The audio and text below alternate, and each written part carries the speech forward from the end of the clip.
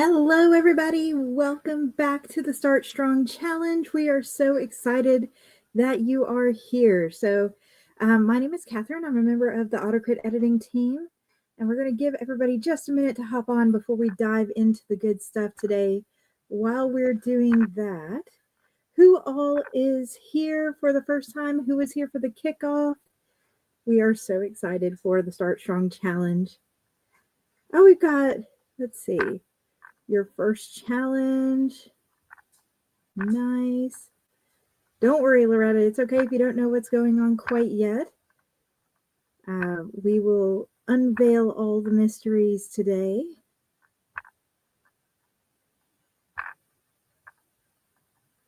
Yes, yes, yes.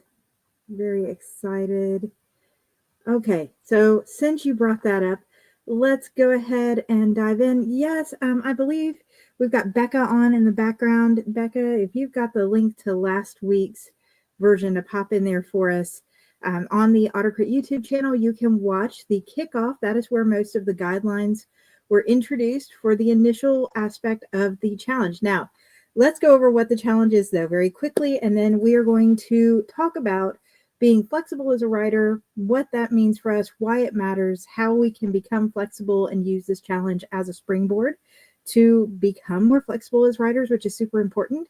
And then we're going to put that into practice with a twist to the guidelines that we gave you last week.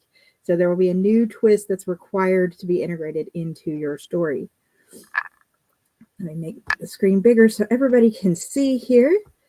So in a nutshell, we are looking for 1,000 words or less. Within that 1,000 words or less for the Start Strong Challenge, you are going to be writing one complete story. And by complete story, it has to have a beginning, middle, and end. It has to be self-contained, no cliffhangers. We want to see a full story arc. There are beat sheets built specifically for short stories. You can see these in the AutoCrit platform if you have AutoCrit Pro and you go to your planning tab. If you're interested, there's an AutoCrit 101 series here on YouTube as well, and there's a planning and drafting episode that walks through those different planning tools. But we want this to be a self-contained story because nobody else is going to go on to read what happens after. So no excerpts from a bigger work, no first chapters, and no blatant cliffhangers. It has to include all three twists. So last week was a trio of things that have to be physically present in the book. They have to actually occur. They cannot be symbolic. We're going to go through what those were.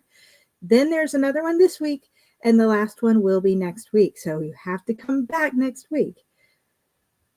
The theme that we are writing about this year is whimsy.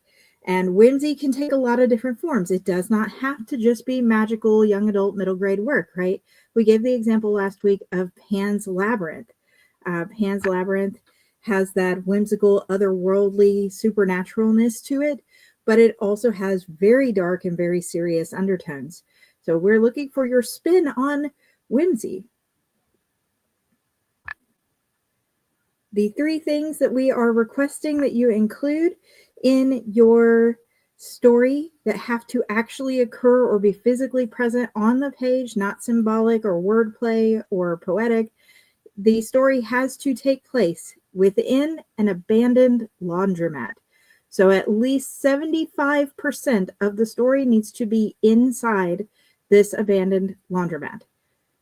There should be a pinwheel, or as we say, whirligig, I believe. Whirligig has to be physically present within that story. And then you have to use the verb waltzing, waltzed, or waltz, depending on which POV and tense you're using for your story, referring to a dance.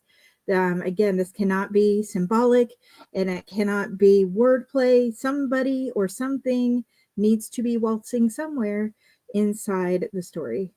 Yep, spinny thing. Okay. Now, any questions on those three so far? We did additional information as far as like what the font size should be, the type of font that you use, how many spaces to do, and all of that in last week's video. So please go watch the replay.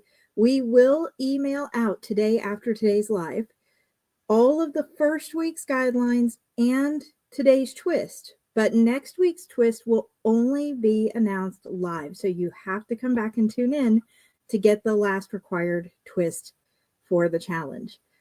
Or you can watch the replay of the live later, but you've got to watch the video to get that last twist. What do you call the spinny part on top of the stick of a pinwheel? That's a good question. Sounds like a Google question. I remember as a kid, I would call it the fan, like the fan blades, but I don't know if that's actually correct. I think they're known as the part that will cut your fingers. In some places, a laundromat is also called a washateria. Yeah, it's got to be something that is, you could use whatever version that would be relevant to the time and place, but it has to be a place where at one point people paid to come and have their laundry done in ideally a public place, right? And it has to be abandoned. All right. And don't worry, Deborah, if you're working during the twist next time, we will have the replay up here on YouTube. You just have to come find it and watch it to get it. All right. So we are here to talk about flexibility in writing today. As writers, flexibility is so important in order to be successful in our genre, especially if we're going to be doing this as a career. How I published books when I started this journey about, goodness gracious, 6 years ago. That feels weird. Now versus what it is today, it's totally different. Reader preferences change, publisher preferences change, agent requirements change, trends change. A good example of this would be vampires and how vampires are shifting out of the sprinkly glamorous type into horror once again, where they originally got their start. We have to be able to adjust to these changes and decide how we're going to let that impact our creativity. But not all changes are about content. And so as we go into Start Strong, we want to help empower you to accept change in 3 major areas and use it to make your work better, to be stronger. The first area, and the one that gets the most of us, is circumstantial. If we have different situations come up in our life, major things, usually time-consuming and money-consuming things occur in our life, that can be a potential roadblock, but it can also be a potential opportunity. Regardless, it's going to require us to change, to find new times and new ways in order to write and to publish and to edit our work. We get a new job. We're suddenly having to train. There's a mental and emotional cost to starting a new job somewhere. There's getting used to the social norms there. There's the awkwardness of whether you mention that you're writing while you're there, and writing on your lunch break at a well-established job is one thing, but leaving and then starting over again doing that somewhere new might be a little daunting. And we have to figure out how we're going to rework our writing schedule into this new life. Maybe you're getting married and all your extra time when you're not at that job or not helping family is planning this massive wedding, the most important day of your life. Maybe you have a new member of the family coming into the picture. Maybe you're going to start taking classes. At AutoCrit, we have an AutoCrit Academy that teaches writing courses. So maybe you're slowing down your writing roll a little bit this year to invest time in learning this craft so that you can become a better writer and learn how to do it more efficiently down the road.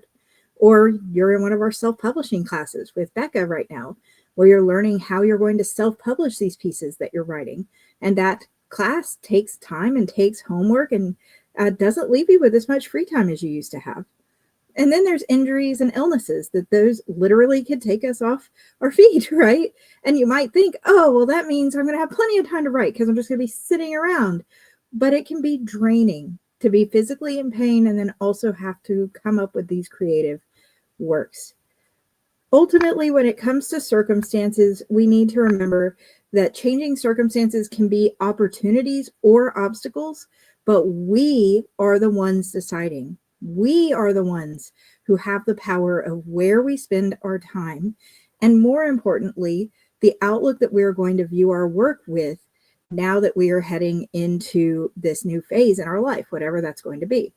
So if you treat your writing like a hobby you do for fun, then unfortunately, Like many other hobbies, when these changes or big life events come up, those hobbies might fall to the wayside temporarily. Now, don't get me wrong, that's okay. It's okay to take a break from writing every once in a while if it's going to be your hobby, and then come back to it. But give yourself a specific time that you're going to come back to this piece after. Make this a priority so that you don't lose all your work altogether. If writing is going to be your business, or you're trying to transition into writing as a business, then it needs to be scheduled in. You have to treat writing and publishing like a business in order for it to net you the finances that a business would net you. So that means making time on the calendar. Maybe it's using voice to text dictation like Becca and I do to write while we're driving in the car somewhere on hands-free mode. Maybe it's taking that lunch break and going out and sitting in your car or on the bench in the park or something and writing where you don't have the new coworker staring at you. Maybe it's the scanned moments when the baby's asleep on your chest and you're trying to write with one hand. Whatever it looks like to you, if this is a priority, try to squeeze in a little time. Just don't sacrifice too much of your self-care if you can. You cannot pour creativity out of an empty cup. So keep your own cup full so that you can pour out into your creative work. Catch up with your comments here. Keep your friends close to the spinning blades. Oh, we're caught on that pinwheel. Yep, and there's times to write, there's times to edit, there's times to market, and there's times to plan. And different kinds of planning too, not just the writing itself. It can be planning your publishing and your author branding. Yep, even rejection depression can derail a writer. Absolutely. It takes the average author 3 to 5 years to get an agent these days. And that's if they are constantly full-time querying 10, 15 agents a month. So don't feel down. Remember that there are famous authors who have said that they could have wallpapered their trailer, I think, with their rejection letters.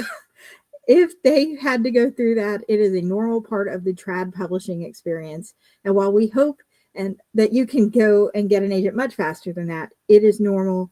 You're not alone. And having a peer group, a community like what we have here in AutoCrit, can really help you get through those hurdles, get through those trying times, and give you the okay to take a break when it's actually needed, as well as that push when it's time to go on past.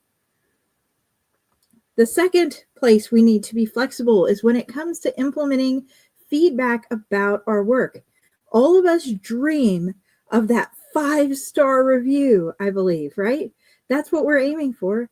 5-star reviews and awards and things like that. But that 5-star review doesn't come solely out of what's in your first draft. I affectionately call my first draft my garbage draft because no other human being should read it. Sorry to the beta readers who picked up that word for me. I'm a pantser. I don't plan anything. We have planters on our team with Becca. We have planners on our team who use outlines for everything. But no matter where we come from, there is a developmental editing stage in our process that usually requires us getting feedback on our work, specifically the things that don't work in our story. Plot holes, characters doing things that don't make sense for them. We put the wrong version of the word leaks in the very first page of a book. There were leaks in the kitchen, L-E-A-K-S, when it should have been there were leaks in the kitchen, L-E-E-K-S. Little sneaky things that just trip you up and you look at later and go, how does this happen? Sometimes those critiques come from editors and beta readers and peers who you can take a little bit better from, but sometimes they come from readers. And it's important to be able to distinguish what constructive criticism is versus readers just venting to other readers, and that critique is not meant for us as writers. Some of the biggest leaps and bounds I've made as a writer have been from reader reviews that I went and looked back on 1 or 2 or 3 years later. I try not to look at my reviews when they first come out. I did a lot when I first started self-publishing, but now I just don't go until it's been a while, until I've emotionally disconnected from the piece. And then I can go look at it and go, okay, they didn't like the book because there wasn't romance in it. It's not supposed to be a romance and I didn't promise it, so we're good. Check that box. They didn't like the book because, oh, that's a good point. Maybe I should have had more world building description on what these places look like. And in future books, I'm going to adjust that. And so you can pick and choose more objectively what to take, what to implement, and what to leave out. Your goal when it comes to being flexible with feedback for your work is to de-villainize critiques. De-villainize the people giving you the critiques. They're not out to get you. Most of these readers who leave bad reviews are leaving them because they want other readers to see what they disliked. But some of those bad reviews can hook in your ideal readers, right? People who read that review that said, I didn't like this because there was no romance, might go, oh, yay, I was looking for an adult dark fantasy that didn't have romance. And that might be a sale. They are not usually saying, I hate this author and I'm going to write them these awful reviews. It's just that they had a strong feeling about your book, and that's good. You evoked strong feelings. So de-villainize critiques, and de-villainizing them takes away the power, and taking away the power that you've given those negative things. It gives you this freedom to put the actionable parts into play in your work without feeling like you're accepting an insult. There's no power in it. It's objective. I'm looking at what they liked and didn't like. I'm picking out things I could genuinely change. Constructive criticism is one of the fastest ways to improve. If you feel defensive when your editor sends your piece back, then maybe you need to take a step back just a moment, breathe, maybe work on another book for a little bit, work on something for your publishing, and then come back with a fresh pair of eyes. Another tip that I've used is have a trusted writer friend, and you send them the critique, and then they can tell you more objectively, hey, I think they meant XYZ, and hearing that second opinion can take some of that sting out of that rejection, and it helps you make your work better. The last area that you need to work on being flexible in is with content expectations. Now, of course, content expectations are talking about things like contests and challenges like we're doing right now. But beyond that, content expectations can be trends and themes that readers are looking for in books. One of the biggest reasons I came to AutoCrit and got my lifetime membership 6 years ago was because it was able to directly compare what a reader would expect in a fantasy book versus how I have written mine from a technical editing perspective. And if you're interested in trying out those tools, we have a AutoCrit 101 series playlist here on YouTube that you can watch, and it'll walk you through every stage of the editing process and how the tools do that and what to do with that feedback. But doing this over time has let me keep up with trends for things like fantasy readers are starting to like slightly faster paced works than the classics like Tolkien's Lord of the Rings that I read growing up, which are a little slower paced. We see fantasy trending away from things like vampires. They're trending into dragons. There's differences in genre, and being able to shift can help you connect with those ideal readers more. This is more important if you're going to write for a business. If you're writing for fun, then yeah, write what you want. Try to find your niche. Put out a strong version of your work within that niche by looking at those reader expectations. What I love about contests and challenges, though, especially like the Start Strong one where there's twists, because I've done them as well as a writer, is that they take you outside of your own world and give you something fresh to just help your writing become stronger. And part of that is that flexibility. You have to do these 3 objects we talked about earlier, the laundromat, the whirligig, and you have to have waltzing included in this story. So it makes you think harder. How do I incorporate this into my creativity? And next week, we're going to switch things up by saying, hey, you got to come watch the YouTube to get the twist for the final twist. How we get this information, how we submit information, being able to change font size, spacing type, font type when you query to agents who all want different things. Those are all content expectations that we have to adjust to as we get into writing. So whether you're writing to market or entering a contest, the quickest way to a reader's heart is a well-executed delivery on content expectations. Make it easy for your readers to like what you wrote. Make it easy for the judges to move your book on because it meets everything they were looking for. And then it was well executed on top of that. Not only does it have all the content requirements, but it integrates them well. That's our end goal. So with that, I'm going to go ahead. I'm not going to make you hang on and wait and bait you any further. No surprises. Twist number 1. The abandoned laundromat for your Start Strong challenge must be a gateway to something else. Note that we did not say somewhere else or that it had to be a portal. We are not forcing your book into sci-fi or fantasy here, although you are welcome to write a sci-fi or fantasy. We don't care if this is a door that goes down into a catacombs underneath the laundromat. We don't care if this is something that opens up to secret tunnels that lead somewhere else. Whatever this is for you that fits within your genre, this can be it. But the abandoned laundromat must be a gateway to something. Maybe a serial murderer has a secret lair or hideout in or through this laundromat. So lots of little examples there that must be a gateway to something else. And that gateway has to literally mean they go through it to get to something. All right. You're currently freezing, so you think this laundromat needs to take you to the beach. That's great. Now, don't forget, 75% of the story still has to be in the laundromat. So even though it is a gateway to somewhere else, we don't want them just walking through the laundromat and then 200 words into your 1,000-word piece, they leave the laundromat and we never see it again. Because then that would not be taking place in the laundromat anymore. It would be taking place somewhere else and using the laundromat as the means to get there. So be very careful for that. 75% of the book should be, that's 750 words worth of your content should be inside the physical laundromat. Can it be as simple as another room? You're messing with my whole setup. When I think of gateway, now this is going to be a content decision. We are going to be doing a blind judging and the guest judges will decide. I personally don't think a room that would typically be inside the laundromat would be considered as a gateway to something else because it's already normally there. So for example, a laundromat's going to have the room with all the washers and dryers, and it's going to have an office, and it might have a break room, and it's going to have a bathroom. Okay.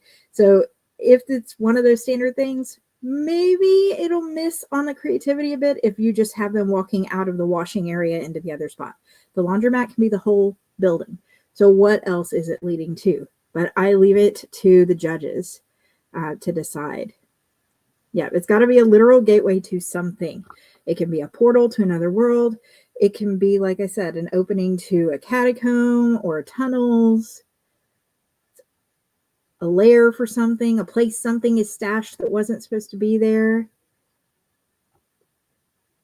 Can we use scene changes, Chris? As long as we see them make that transition from the laundromat so that it's clear that without the laundromat, they wouldn't have ended up in this place. They have to go through it to get there. Then yes. The gateway idea was already on your radar. Go in, Michael. Time changes is fine. Remember to use your dinkus icons, your scene breaks, those little 3 asterisks or a tilde swivel in between time skips or place shifts that are drastic. Yeah, it has to be literal. It can't be figurative, like a decision to change something in your life. It needs to literally lead them to a physical thing or place. M's on a roll here. Already got it in there. Some of you are looking out, but not me. This is supposed to be a challenge, and there is one twist left. So don't think that if you already have this one by some chance, that means you're all well and good for the challenge. There is one more twist next Tuesday at 1 p.m.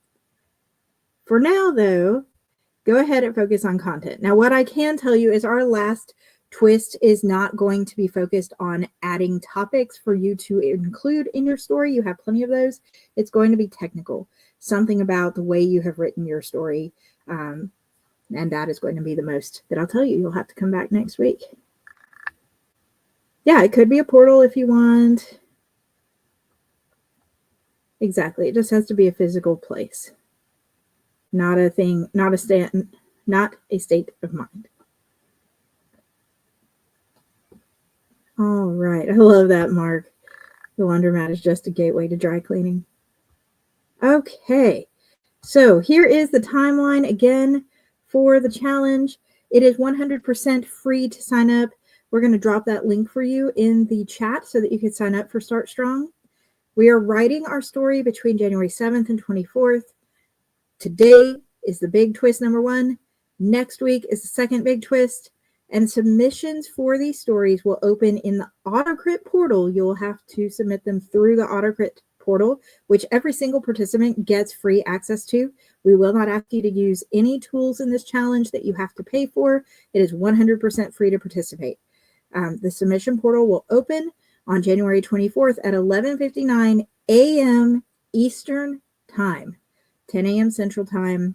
And then submissions will close on January 26th at 11:59 p.m., so right at midnight.